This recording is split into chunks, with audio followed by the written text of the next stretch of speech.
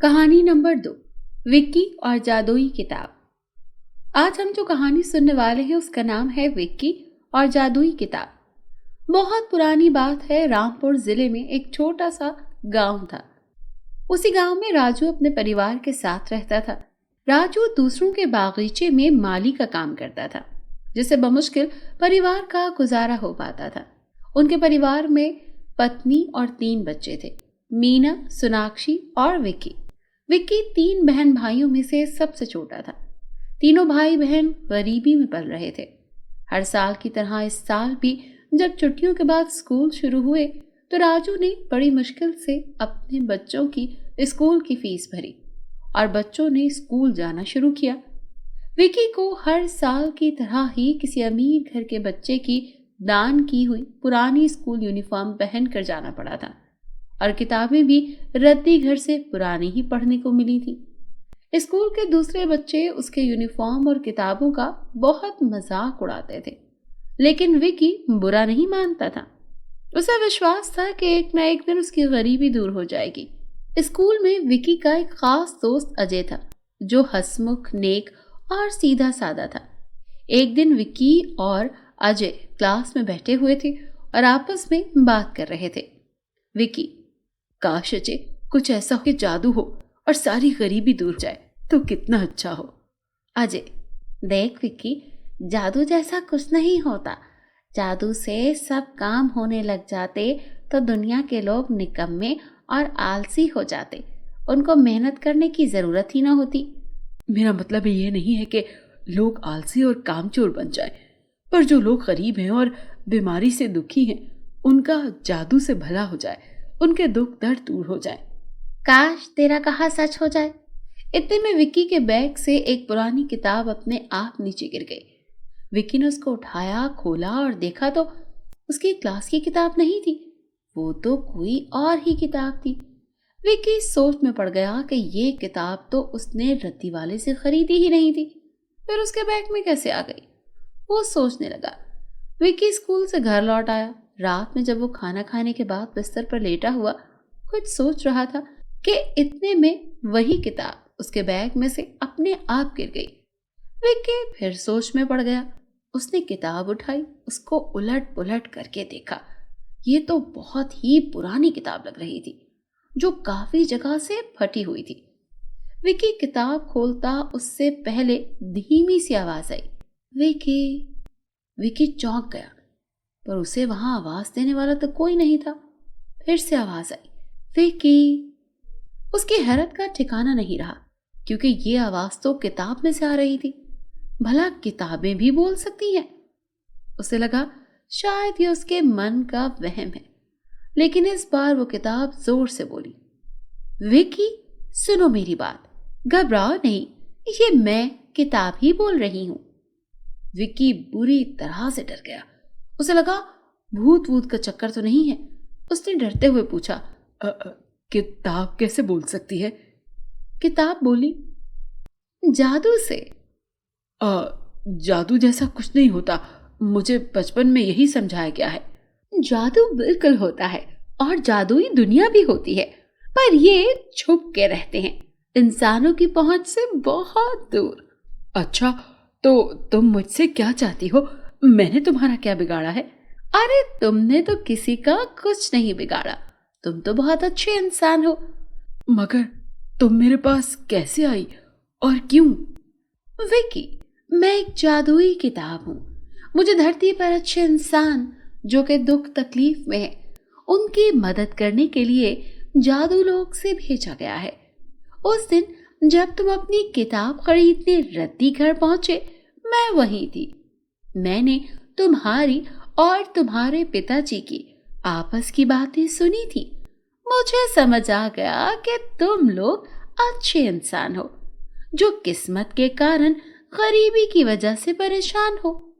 उसी वक्त मैंने तुम्हारी मदद करने की ठान ली और मैं झटपट तुम्हारे बैग में घुस गई। अच्छा, अब तुम मुझसे क्या चाहती हो? ध्यान से सुनो विक्की, मेरे पास एक बहुत बड़ा और आलीशान खजाने का नक्शा है। तुम चाहो तो तुम अपने किसी दोस्त को जो तुम जैसा नेकी हो ला सकते हो। कोई है ऐसा दोस्त तुम्हारा? हाँ हाँ, वो अजय, वो मेरी तरह नेक और दूसरों की मदद करने वाला है। वो इस बारे में किसी को भी नहीं बताएगा। ठीक है, फिर अब ध्यान से सुनो। कल सुबह सूरज निकलने से पहले हमें वहां चलना होगा। तुम्हारे दोस्त को जाकर बता दो। विकी ने वैसा ही किया। अगली सुबह विकी और अजय और जादुई किताब अपनी राह पर निकल पड़े। रास्ते में विकी ने किताब से पूछा, हम लोग सही रास्ते पर तो जा रहे हैं ना? किताब बोली, हाँ बिल्कुल, घबराओ नहीं, बस पहुंचने ही वाले हैं। चलते चलते वो सफेद पत्थरों की गुफा के पास पहुंच गए। तभी किताब ने जोर से कुछ किया और गुफा के अंदर एक रास्ता बन गया। विकी चौंक गया। ऐसा उसने जीवन में पहली बार देखा था। जो नजारा देखा कि विकी की आंखें फटी की फटी रह गईं। पूरा कमरा सोने के सिक्कों, हीरे जवाहरात और मोती मालाओं से भरा हुआ था। किताब बोली, विकी, जितनी तुम्हारी जरूरत है तुम यहाँ से ले लो और फिर यहाँ से चलते हैं। विकी और अजय ने जितना वो अपने पास मौजूद थैलों में भर सकते थे उतना भर लिया। लेकिन ये हम यहाँ से इतनी दूर ले जाएंगे कैसे? हाँ बिल्कुल सही कहा तुमने, उनको कैसे लेकर जाएंगे? अरे इतनी सी बात के लिए घबराते क्यों हो? तभी किताब ने एक सीटी बजाई और 2 घोड़े वहां आ गए। ये घोड़े बहुत तेज दौड़ते हैं।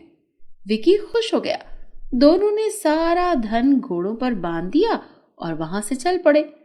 धन दौलत से विकी और अजय की गरीबी तो दूर हो ही गई, उन्होंने गांव के दूसरे लोगों की मदद भी की। इस कहानी से हमें ये सीख मिलती है कि हमारे दिन कितने ही बुरे क्यों ना हो, वो बदलते हैं और भगवान के यहाँ देर है लेकिन अंधेर नहीं।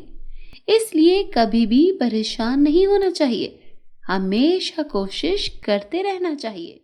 लगती है अब वो करे भी तो क्या करे? अगर वो अपने पिता का काम भी संभाल ले तो जल्द ही 1 लाख रुपए का इंतजाम नहीं हो सकता था। इस तरह कुछ दिनों बाद गांव में एक ऐलान होता है कि गांव के मुखिया जी ने एक दौड़ का मुकाबला रखा है, जिसे देखने पास के गांव के मुखिया भी आ रहे हैं और गांव के मुखिया का कहना है कि वो दौड़ जीतने वाले को 1 लाख रुपया इनाम भी देंगे। यह ऐलान सुनकर आकाश बहुत ही खुश हो जाता है और सोचता है कि क्यों ना वो रेस दौड़कर इनाम की रकम वसूल करे और वो अपने पिता का उससे इलाज भी करवा सकेगा।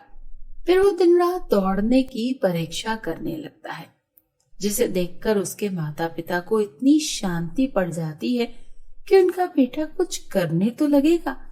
इन्हें उसके अंदर कुछ पैसा कमाने की सोच तो आई। इस तरह दौड़ने का दिन भी आ जाता है और आकाश भी बाकी लड़कों के साथ दौड़ने के लिए तैयार खड़ा होता है। जैसे ही दौड़ शुरू होने का ऐलान होता है और आकाश दौड़ने लगता है, आकाश बहुत ही मेहनत से दौड़ता है। कभी कोई उससे आगे निकल जाता है तो कभी आकाश सबसे आगे निकल जाता था। इस तरह दौड़ चलती रहती है कि आकाश को एक लड़का मौके से फायदा उठाते हुए धक्का देता है, जिसकी वजह से आकाश नीचे जा गिरता है और उसके पांव में चोट लग जाती है और सब लड़के आकाश से आगे निकल जाते हैं। आकाश सोच में पड़ जाता है कि वो अब करे तो क्या करे। करीब उसे दरख्त के नीचे जूते रखे हुए दिखाई देते हैं। उसके पांव से क्योंकि खून बह रहा था तो वो सोचता है कि वो इन जूतों को पहनकर अपने खून को रोक सकता है और दौड़ का मुकाबला कर सकता है। आकाश ने बिल्कुल भी हिम्मत नहीं हारी और अपनी हिम्मत जुटाते हुए उन जूतों को पहनकर दौड़ने की कोशिश करने लगता है।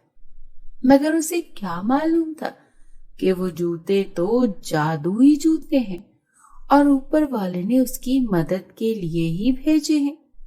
इस तरह आकाश उन जूतों को पहनकर दौड़ने लगता है।